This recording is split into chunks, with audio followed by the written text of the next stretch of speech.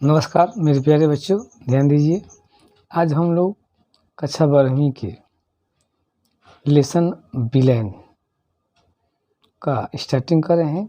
इसमें सबसे पहले हम लोग ये ध्यान देंगे कि बिलेन किसे कहते हैं।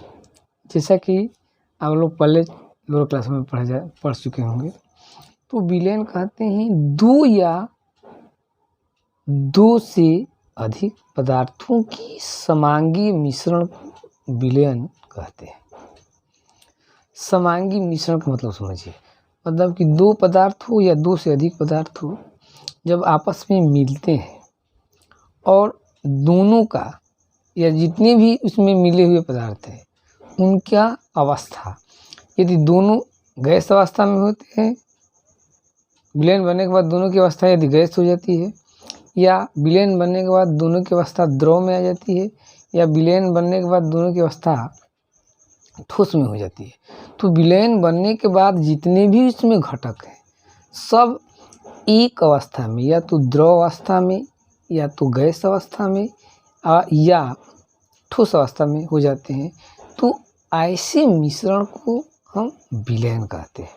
इसको दो या दो से अधिक पदार्थों के समांगी मिश्रण, समांगी मिश्रण मतलब कि विलयन मिश्रण बनने के बाद उनकी अवस्थाएं सभी की क्या हो जाए, एक समान हो जाए, तो उसको विलयन कहते हैं। ठीक है ना।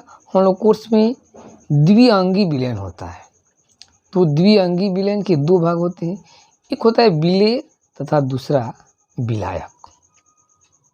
ठीक है ना, जिसको हम सॉल्यूट तथा सॉल्वेंट कहते हैं इंग्लिश में, विलेय तथा विलायक। विलेय क्या है भाई, तो विलयन का वह घटक जो कम मात्रा में पाया जाता है उसको विलेय कहते हैं। द्विअंगी विलयन है, एक विलेय है और एक विलायक, दो पदार्थ से बना हुआ है, तो इसमें जिसकी मात्रा कम हो उसे विलेय कहते हैं। ठीक है ना। और विलयन का वह घटक जिसकी मात्रा अधिक हो उसे विलायक कहते हैं। ठीक है ना। तो मात्रा के आधार पर द्विअंगी विलयन के घटक विलेय तथा विलायक को हम परिभाषित करते हैं।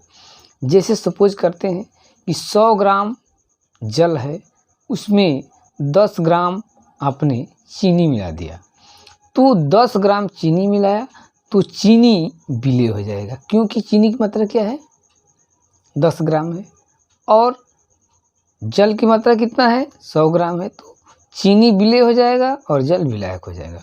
वही मान लीजिए कि 1 केजी चीनी ले लिए और उसमें 10 ग्राम पानी मिला दिए। ध्यान दीजिए, 1 केजी चीनी में और आपने क्या मिला दिया, 10 ग्राम पानी, तो इसमें विलेय कौन होगा, इसमें विलेय हो जाएगा पानी, और विलायक कौन होगा, चीनी, क्योंकि चीनी की मात्रा अधिक है और पानी की मात्रा कम है। तो रसायन विज्ञान के अनुसार विलयन द्विअंगी विलयन है, तो देखते हैं कि किस घटक की मात्रा अधिक है। जिसकी मात्रा अधिक होगी वो विलायक, और जिसकी मात्रा कम होगी उसे विलेय कहते हैं। ठीक है ना। अब हम विलयन की सांद्रता पर ध्यान देते हैं। विलयन की सांद्रता को हम कैसे मापते हैं और विलयन की सांद्रता किसे कहते हैं। ठीक है ना। तो विलयन के प्रति एकांक आयतन में उपस्थित विलेय की मात्रा विलयन की सांद्रता कहलाती है। किसे कहते हैं भाई, तो किसी भी विलयन की सांद्रता को हम पर यूनिट लीटर में, कि 1 लीटर में विलयन की 1 लीटर में घुली हुई विलेय की मात्रा कितनी है, तो उसको व्यक्त करते हैं, तो उसको हम विलयन की सांद्रता कहते हैं। तो विलयन की सांद्रता क्या है भाई, तो विलयन के 1 लीटर में प्रति इकाई आयतन में उपस्थित विलेय की मात्रा विलयन की सांद्रता कहलाती है। और सांद्रता को व्यक्त करने के लिए हम सांद्रता को 3 पदों में व्यक्त करते हैं। फर्स्ट है प्रतिशत के पदों में, दूसरा है भार आयतन के पद में या ग्राम प्रति लीटर के पद में, और दूसरा भार के पद में। ध्यान देने की बात है विलयन की सांद्रता को हम कितने पदों में अध्ययन करेंगे बच्चों? तो विलयन की सांद्रता को हम 3 पदों में, प्रतिशतता के पदों में, ठीक ना, 100 की रेंज में लेकर के। दूसरा भार आयतन, या इसको हम ग्राम प्रति लीटर सांद्रता कहते हैं।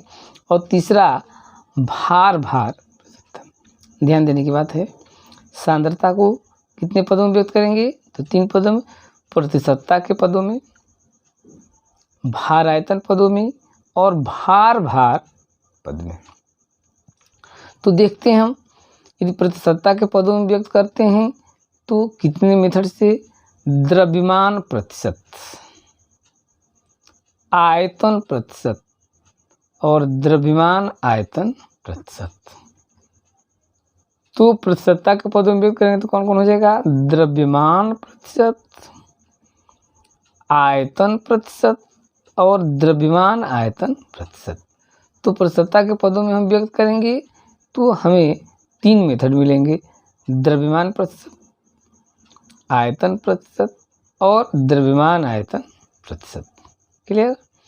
अब भार आयतन के पद में व्यक्त करते हैं या ग्राम प्रति लीटर सांद्रता के पद में, तो मोलरता, नार्मलता और फार्मलता, ये पद हो जाएंगे। कौन कौन? मोलरता, नार्मलता और फार्मलता।